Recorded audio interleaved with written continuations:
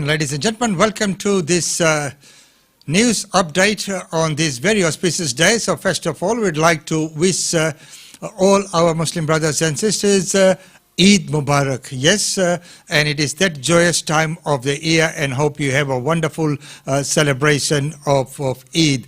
From all of us at Australian Indian Radio, Brisbane Indian Times and Globe Net Realty, wishing you all the best for this festive season, and of course, as I mentioned before, Eid Mubarak.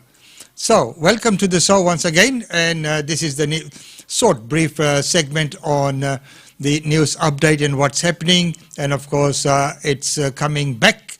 I will talk about that later on, but yes, I am back, and it's wonderful. So let's take a very quick look at what's going to happen weather-wise today, but of course we also want to talk about what's coming up at 10 a.m. because it's Thursday. So on Thursdays we have the travel updates with Tanvi Goyal, and today we look at what are the options at this point in time. As we know, there's been lots that's been happening. New rules and regulations keep coming up, so every week it's advisable to listen and find out what exactly is happening with that. Let's move on and let's welcome Dilraj, and let's get an update on what the weather's doing for us on this 13th day of May. We're looking out the window, it looks beautiful. So what has the weather got in store for us, Dilraj? Good morning everyone. Weather forecast for the rest of today is maximum 26 degree. In Brisbane areas, afternoon will be mostly sunny with 10% chance of any rain. Winds westerly 20 to 30 km per hour, becoming light in the late evening. Fire danger is low to moderate. Sun protection is recommended from 9:30 a.m. till 2 p.m.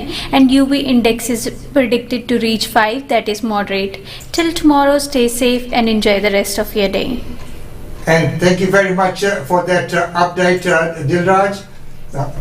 And thank you very much for that update, Dilraj. As we know that the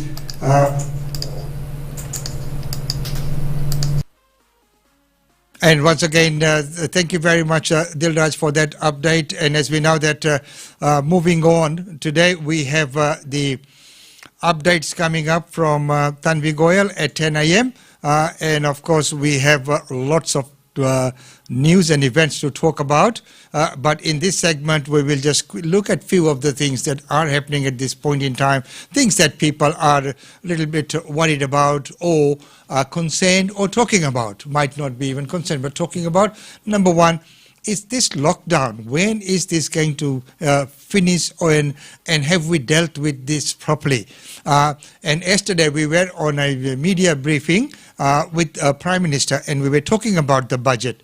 But in this one, he's questioned about some of the predictions, and let's see how he handles that. That's the other pillar of the budget, international borders, the assumptions for the middle of next year. So if an Australian wants to go and visit their son or daughter in London, say in July of next year, will they be allowed to do so without having to do the 2 weeks quarantine on return? Well, it's impossible for me to say at this point, Lee. I think is that we your need goal, to understand. It's impossible for me to make those sorts of predictions in the middle of a global pandemic, the likes of which we haven't seen for 100 years. I can fully understand why people want greater certainty, but I can only provide the certainty that is available. And what we've been doing is being careful, being led by the medical advice, being led by the economic advice, and that has got Australia where we are right now. And let's not forget, Lee, that today 300 people are dying in the United States. 300 people. That's what's happening in other countries around the world. That's what was happening in the UK not that long ago. This is what's happening across India as the pandemic rages around the world. And we can't sit here complacently thinking that this cannot have a serious impact on Australia, which is why, Lee, the budget is all about securing the recovery and a plan to do that, because that recovery is at risk. So if it is at risk if we get these decisions not as they should be, and that's, our government is getting those decisions right. If you need to secure that recovery and if you need to manage that risk, shouldn't there be some more budgeting there for federal quarantine? You're going to need more than the 2,000 spaces that you have. Well, Lee, in the budget, I can tell you can go to page 107 of the budget and you can read there that $487 million is provided over 2 years to expand quarantine services. To how and they're many the ones places? in the Northern Territory. That's to 2,000 places, Lee. But I just made And the we're point you're going to need more than that 2,000. Well, this is why we're talking to the Victorian government even now. And they've put you've forward not a very got- constructive You proposal. don't have a line item in the budget for that. Well, Lee, what we've got, I've just told you, we Not do for have the a line Victorian item in the project, budget. It's that's the there on Northern page Territory. 107. That's the Northern well, when Territory, we not worked the through the Victorian details of that project, Lee, we only received it not that long ago. And what I'm telling you is we've always been very open to constructive and comprehensive suggestions because we're working in partnership with the states and territories. The quarantine system has served Australia very well and it has to be backed up by the testing and tracing regimes with those rings of containment. So on that that's point- why Australia has been so successful. On that point about working with the states and territories, does the buck stop with you on the effectiveness of quarantine? Well, no, they are state public health orders that they're enforcing. But it is a And at federal the National responsibility. Cabinet- Well, no, I'm sorry. They are state public health orders. That's what they are, Lee. And states are responsible for public health. And that's what the quarantine is done on the basis of, those state public health orders. We took this through National Cabinet over a year ago, and the states and territories agreed that that was the best way to put this in place and give it effect. And at a 99.99% effective rate for our hotel quarantine, and particularly when it's backed up, when inevitable occasional breaches occur, then the testing and the tracing regime is able to contain that. And we've seen that on many occasions. And again, that's why in this country we're living like few countries in the world today, and we need to preserve that. And that's why we need a budget that we announced last night that does preserve that and can secure through our plan the economic recovery that otherwise would be at risk. And the economic recovery that would otherwise be at risk. I think he handled that quite well yesterday. And of course, in that multicultural community and the media briefing as well, there were some tough questions thrown at him. And I personally, that's my opinion, was that he did handle those quite well. Well, right now, let's take a look at this budget and see what's in it for us.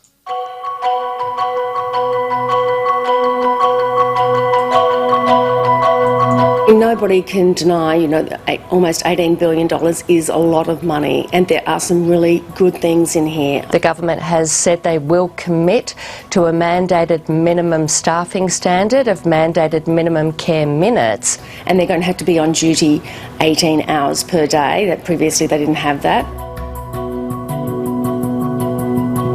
Well, I'm certainly concerned. We've had the biggest financial shock that the sector has ever experienced.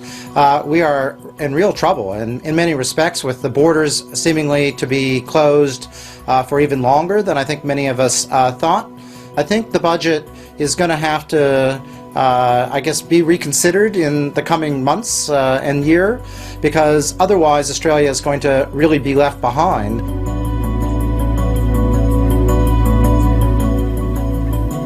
I think the government's really listened from the Prime Minister down to the idea that we've got to create structures in the community where people live. This investment of new money for Headspace is incredibly important and timely, and we're very grateful to the government for that support and that confidence. And young people will benefit all around Australia over the coming months. The budget, we believe, was a missed opportunity for Australia to become a global clean energy powerhouse. We have abundant natural energy, we have the skills, we have the technology.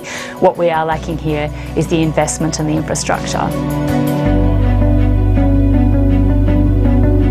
We are really welcoming this important new investment in these critical care services areas: aged care, mental health, childcare, family and domestic violence. Childcare, decades, but they've been talking about the lack of childcare and provision of it. So whilst it's a lot of money in dollars, some of it is way too late. Many people have just been left behind, people on the lowest income. So tax cuts don't help the bottom 30% of households. That's the reality. People don't earn enough to even qualify for a tax cut. So on JobSeeker, it's still $44 a day. It needs to be fixed. It needs to be increased to at least $65 per day. The The skill stuff is fantastic. I mean, it's a huge package, and we've got to sustain that and continue to reform our skill system so that we get people into those high skilled jobs. It provides us stability as well in order to carry out our expansion plans, and incentivises our industry to continue to invest. That skilled migration intake is incredibly important for Australian business, for Australian economy, for Australian society. The government hasn't done a lot in this budget to address structural issues in the labour market, very little reform from that perspective. And so I think businesses will be struggling for some time to come with those labour shortages. We are going to have to carefully and gradually get our international border open through starting with international students and then moving to skilled migration, because if we don't, we will not attract those big international companies coming and setting up their manufacturing, their IT systems in this country, which they regard as a safe place to do business. So there you are, the winners and losers in the budget which has been said. We will next week analyze the budget. We'll get an expert in here when we'll talk about what it means for many of the people in the community, and we'll take a very good look at what it's all about and how it's going to be impacting lots of people. Well, right now, let's take a quick message from our sponsors. GlobeNet Realty. GlobeNet Realty has been the longest established, trusted and respected agency in its trade area. Washa Chandra, Director of GlobeNet Realty, provides honest and ethical service to her customers. If you are thinking of investing in Brisbane real estate market, or if you are seeking professional property management, then you should contact Usha Chandra today on landline 3865 4466 or mobile 0419 775 416. And for further updates, log on to our website www.globenetralty.com.au. GlobeNet Realty is your own local real estate agency. Situated at Shop 52281 Sandgate Road, Boondall. GlobeNet Realty. Real estate is our world.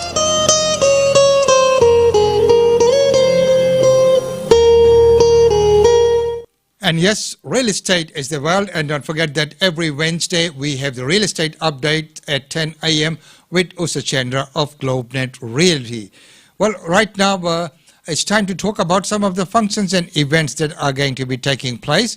Well, first off, we know that 14th of May is a very important day for Fiji Indians because that's the day in 1879, on 14th of May, the first ship load of Indians arrived from India in Fiji aboard the boat called Leonidas. To mark and commemorate that day, every year, Gopio International, when we talk about Gopio, Gopio is the Global Organization of People of Indian Origin, which means it represents the Indian diaspora throughout the world, be they from Fiji, Suriname, Guyana, Malaysia, wherever. It is a truly global body which represents them. So, as such, Gopio celebrates the days which are significant to Indians living abroad in whichever country. And 14th of May happens to be the day for Fiji Indians. It's got, it's quite a significant day. It's also the first coup that happened in Fiji, also happened on 14th of May. But the most significant and the Remembrance Day that's always being celebrated, not celebrated, observed and remembered. And of course, you can say celebration as lives are celebrated as well. So it is a Remembrance Day. It's always organized by Gopio Queensland. And here's a glimpses of the one in 2014. Begin by addressing the traditional owners of the land on which we meet tonight and pay my respects to the elders past and present. Tonight I'd like to once again acknowledge our Honorary Council for India and Queensland, Mrs. Charsana Singh. Thank you so much for your presence And this is actually taking place in the same venue where we will be on this Friday, the 14th of May. So this was 14th of May 2014. And our keynote speaker for that year was Vijendra Kumar, the former chief editor of Fiji Times, one of our very high positions at that time in Fiji for someone of Indian origin to become the chief editor of the national paper in Fiji. for this invitation. Distinguished guests,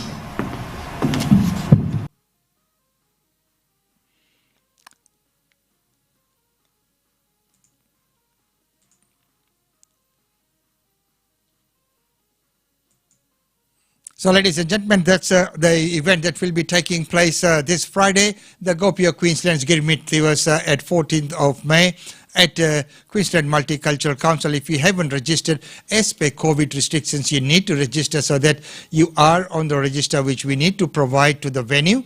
And of course, when you arrive, it will be easier for you to use the Queensland app to check in.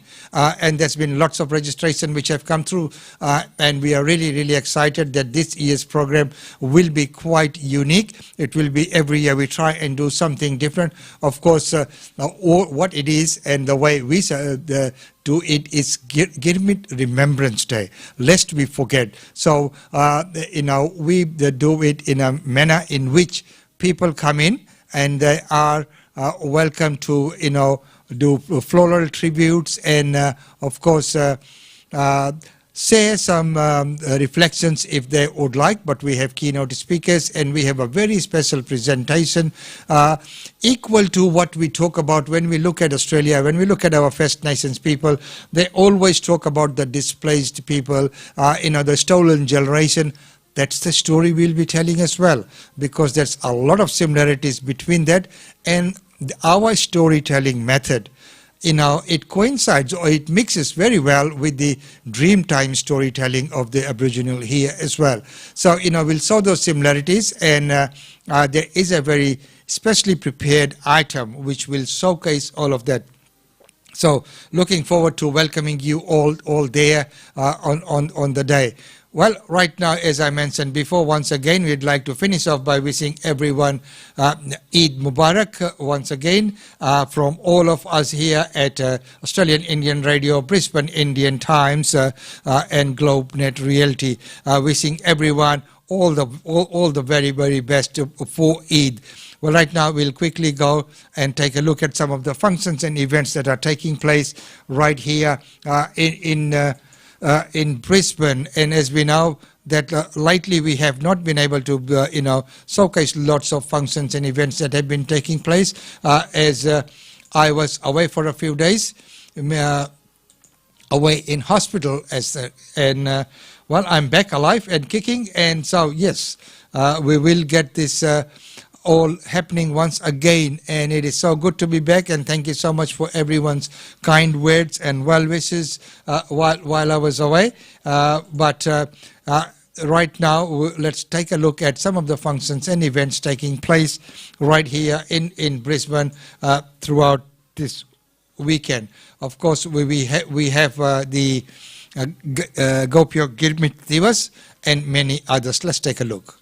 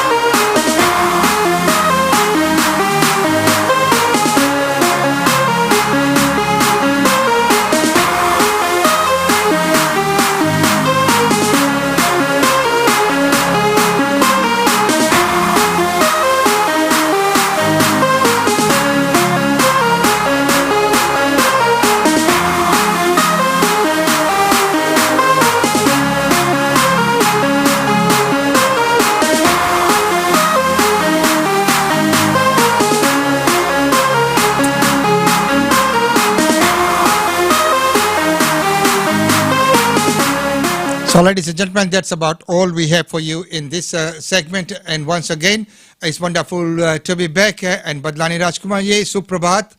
And it is so good to have you on the show all the time, and Devika and everyone. So, thank you so much for welcoming us back. And don't forget that 10 a.m. we have travel updates with Tanvi Girl. Until that time, it's goodbye from me.